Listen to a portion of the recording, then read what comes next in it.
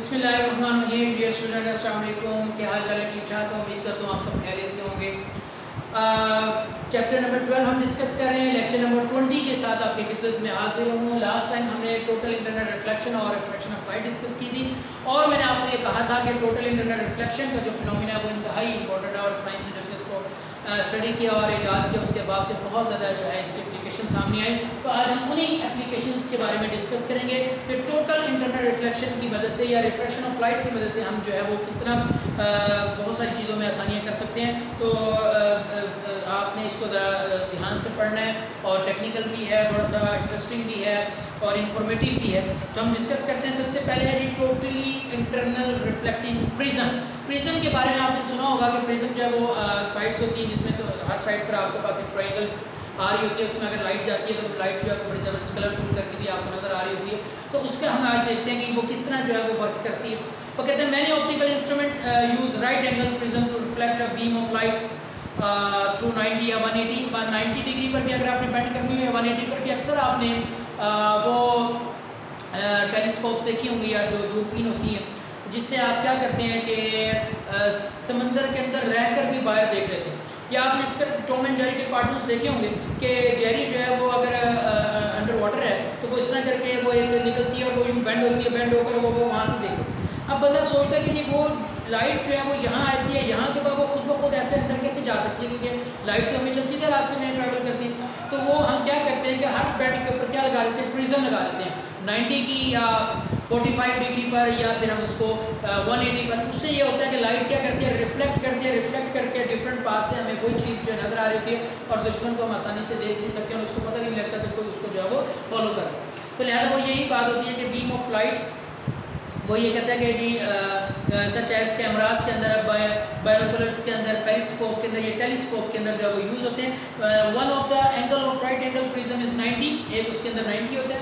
When a ray of light strikes a face of prism perpendicularly it enters the prism without deviation and strikes the hypotenuse of an angle. ये देखें कि अगर आपके पास एक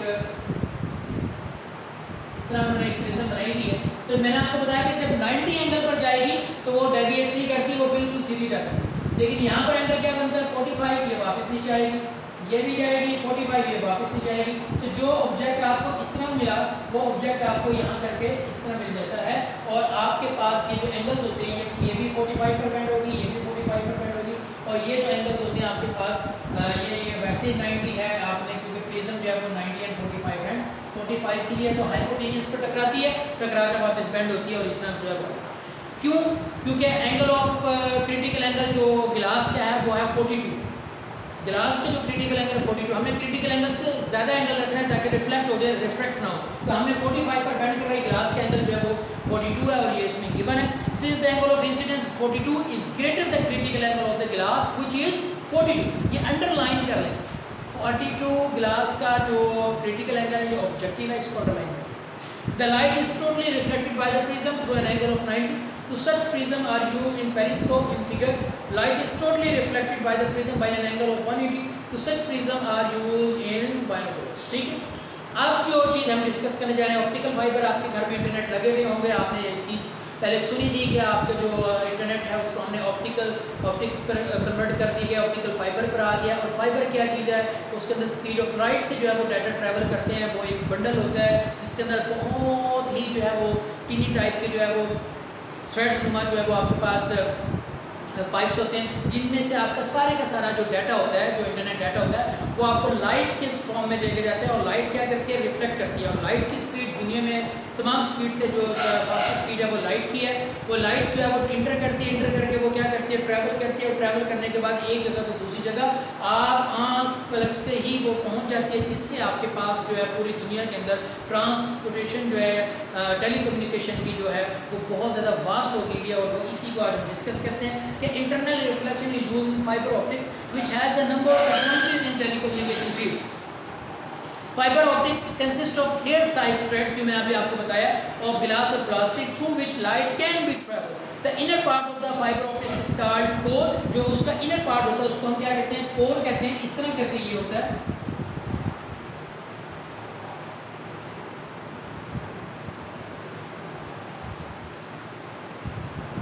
ठीक है। इनर पार्ट जो हो गया वो आपके पास क्या हो गया जी, core, and light and outer connection shell is called cladding. जो अपर पार्ट होगा ये वाला जो है उसको हम क्या कहते हैं, क्लैडिंग, और ये जो इनर पार्ट होता है इसको हम क्या कहते हैं, कोर कहते हैं। ठीक है। हम क्या करते हैं, लाइट को जब इसको इंटर करते हैं यहाँ पर, तो यहाँ से जब जैसे ही लाइट इंटर होगी तो ये क्रिटिकल एंगल से ज़्यादा होने की वजह से रिफ्लेक्ट होगी, और रिफ्लेक्ट होकर और इस तरह मिनटों सेकंडों के अंदर एक जगह से दूसरी जगह जो है वो फौरी तौर पर ट्रैवल करेगी। और स्पीड ऑफ लाइट से अगर आपका डाटा जो है वो ट्रैवल करता है तो डेफिनेटली वो आप खुद इमेजिन कर सकते हैं कि हम एक क्लिक करते हैं और हमारा जो है वो डाटा कहाँ से कहाँ पहुँच जाता है। तो ये ऑप्टिकल फाइबर जो है वो कहते हैं कि cladding is made of glass या फिर plastic but relatively low refractive index. इसका लो रिफ्रैक्टिव इंडेक्स होता है कोर की निस्बत। Light enter from one end of the core, strike the core cladding boundary. Core cladding जो है वो बाउंड्री पे स्ट्राइक करती है at angle of incidence greater than the critical angle and reflected back into the core। जो critical angle से ज़्यादा होगा तो रिफ्लेक्ट करेगी वापस कोर के अंदर। In this way light travel many kilometer with small loss of energy। तो बहुत कम लॉस के निस्बत जो है वो लाइट ट्रैवल कर देती है। In Pakistan optical fiber is being used in telephone and advanced telecommunication system। Now you can listen thousands of phone calls without any disturbance। अब आप ये देखेंगे बहुत ज़्यादा ही जो है वो उसके अंदर एप्लीकेशन। नेक्स्ट उस पर आप देखिए लाइट पाइप। लाइट पाइप एक और जो है वो इसकी इन्वेंशन है वो इसी तरह है। अब आपने अक्सर देखा होगा कि जब आप डॉक्टर्स के पास जाते हैं तो वो डायग्नोस करने के लिए पहले ऐसा होता था कि पूरी की पूरी जो बॉडी है उसको उनको देखने के लिए उसको ओपन करना पड़ता था किसी भी सिस्टम को। अब वो क्या करते हैं कि टीनी होल्ड करते हैं, उसके अंदर से एक लाइट पाइप गुजारते हैं और वो उसके ऊपर लाइट भी लगी हुई होती है, लेज़र लाइट जैसे लाइट, और वो सारे इंटरनल ऑर्गन्स का जो है वो इमेज बन जाता है। उस इमेज को मैग्नीफाई करके बड़ी बड़ी स्क्रीन्स के ऊपर दिखाया जाता है तो डॉक्टर ईजिली आपके इंटरनल ऑर्गन्स का जो है वो देख सकते हैं। इसके अलावा लाइट पाइप का यूज़ आप डोमेस्टिक पर्पज़ के लिए भी कर सकते हैं। समटाइम ऐसा होता है कि हमारे किसी सेफ अलमारी के नीचे या कोई ऐसी जगह जहाँ हमारी उंगलियाँ भी प्रॉपरली नहीं जा रही होती, हमारी की या हमारी रिंग या हमारी कोई इंपॉर्टेंट चीज़ ऐसी गिर जाती है और हमें नहीं पता लग रहा होता, तो अब आजकल लाइट पाइप ऐसे आ रहे हैं जो मोबाइल के साथ अटैच हो जाते हैं। आप मोबाइल के साथ उसको अटैच करते हैं, उस पाइप को नीचे लेकर जाते हैं, उस तरह वो आपको सारा इमेज जो है वो उसका आ रहा होता है और आपको पता लग जाता है कि अंदर वो जो आपकी डिज़ायर चीज़ है वो है ही नहीं। तो ये भी आपके पास बड़ी अच्छी इन्वेंशन है। ये light pipe is a bundle of thousand of optical fibre bounded together. They are used to illuminate the inaccessible place. जहाँ पर हम एक्सेस न कर सकते वहाँ पर आप जा सकते हैं by the doctor or engineers। For example, doctor view inside the human body। They can also be used to transmit image from one place to another। फिर लाइट पाइप की एक स्पेशल टर्मिनोलॉजी है जिसका नाम है एंडोस्कोप, जो कि special medical terms के लिए यूज़ किया जाता है। तो an endoscope is a medical instrument use for exploratory diagnostic and surgical purpose के लिए ये इस्तेमाल होती है। Endoscope is use to explore the interior organs of the body due to its small size. It can be insert through the mouth and thus eliminate the invasive surgery। The endoscope used to examine the stomach, bladder and throat and called gastroscope, gastroscope और bronchoscope। ये underline कर लेंगे, ये तीनों किस किस के लिए रिस्पेक्टिवली यूज होते हैं। ये ऑब्जेक्टिव आ जाती है और ये आमतौर पर डेफिनेशन भी पूछी जाती है। Endoscope use two fiber optics tube through a pipe। A medical procedure using any type of endoscope is called endoscopy। Underline कर लेंगे एंडोस्कोप की मदद से किसी भी तरह की ट्रीटमेंट के अमल को हम क्या कहते हैं, एंडोस्कोपी।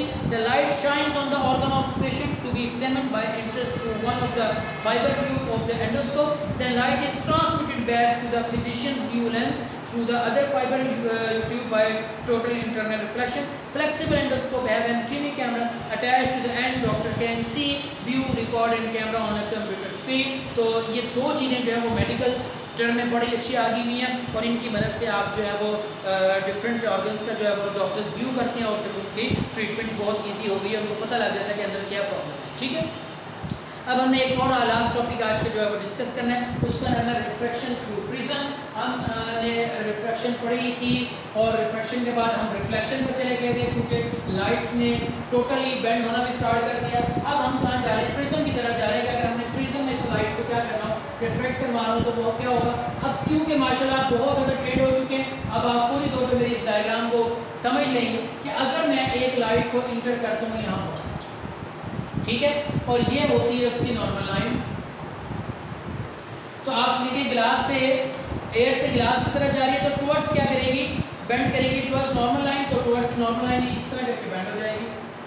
ठीक है, जब ये इस तरह करके बेंड हो जाएगी तो यहाँ पर भी आपके पास ये नॉर्मल लाइन हो गई। जब ये ग्लास से बाहर निकलेगी तो ये क्या आ जाएगी, अवे फ्रॉम ये अवे हो गई, ठीक है, और ये टुवर्ड्स हो गई इस तरफ। अच्छा, इस लाइट को किधर जाना था? जाना इसने था ये सीधा, हमें कहाँ से आते हुए फील हो रही है, हमें आते हुए फील हो रही है, यानी इसने सीधा जाना था, ये इधर बेंड हो गई है, और जो बेंड हो गई है इस एंगल को हम कहेंगे deviation angle, angle of deviation. हम थ्रू प्रिज्म में से लाइट की रिफ्रैक्शन पढ़ रहे हैं। रिफ्रैक्शन ग्लास फिनोमेना की तरह ही है। मैंने एक रे इंटर की, नॉर्मल लाइन से वो क्या हुई, बेंड हुई, क्योंकि एयर ग्लास इंटरफेस में नॉर्मल लाइन की तरफ बेंड होती है, यहाँ बेंड हो गई। बेंड होने के बाद जैसे ही ग्लास से बाहर निकलेगी, क्योंकि प्रिज्म जो है वो ग्लास का होता है, तो जैसे बाहर निकलेगी अवे फ्रॉम, तो हमें ये फील होता है कि लाइट को ट्रैवल करना चाहिए था सीधा, और हमें यहाँ से फील होती है कि ये पीछे कहीं से आ रही है, जबकि ऐसा नहीं है।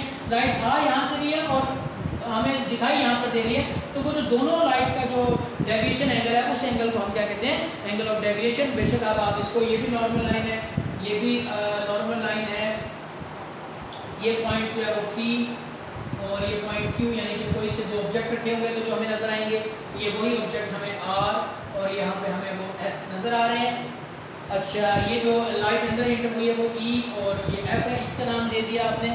ये जो पॉइंट है, इस पॉइंट को आपने G का पॉइंट दे दिया, जहाँ पर ये मिले हैं, और जो प्रिज्म जो है उसको आपने कह दिया A, B और C।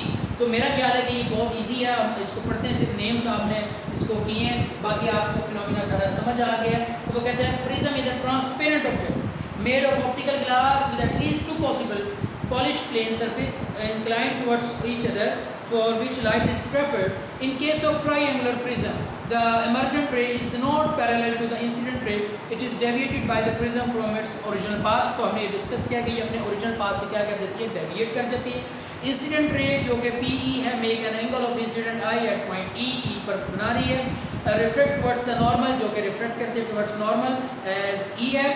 The reflected ray EF makes an angle R inside the prism and travel to the other face of the prism. This ray emerged out of prism at point F, making an angle E.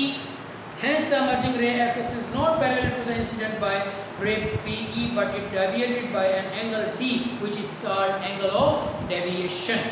तो आज बेटा हमने जो discuss किया वो total internal reflection 12.6 article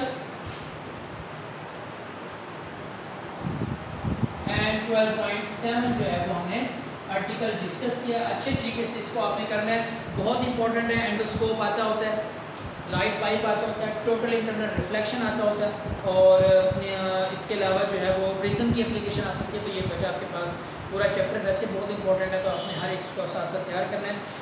उम्मीद करता हूँ आज का लेक्चर आपको समझ आया होगा। नेक्स्ट जो हम टॉपिक इंशाल्लाह स्टार्ट करेंगे, मिरर्स हमने ख़त्म कर दिए, अब हमने उन्हीं टर्मिनोलॉजीज़ को लेंस पर लेकर जाना है, यानी कि हमने रिफ्लेक्शन के बाद अब टुवर्ड्स मूव करना है रिफ्रैक्शन की तरफ, के लेंस में से जो लाइट पास करती है वो किस तरह करते हैं, जो आप ग्लासेस यूज़ करते हैं या जो लेंस आप यूज़ करते थे, हम उनके बारे में डिस्कस करेंगे। तो इंशाल्लाह नेक्स्ट टाइम तक के लिए मुझे इजाज़त दीजिए। अल्लाह हाफ़िज़।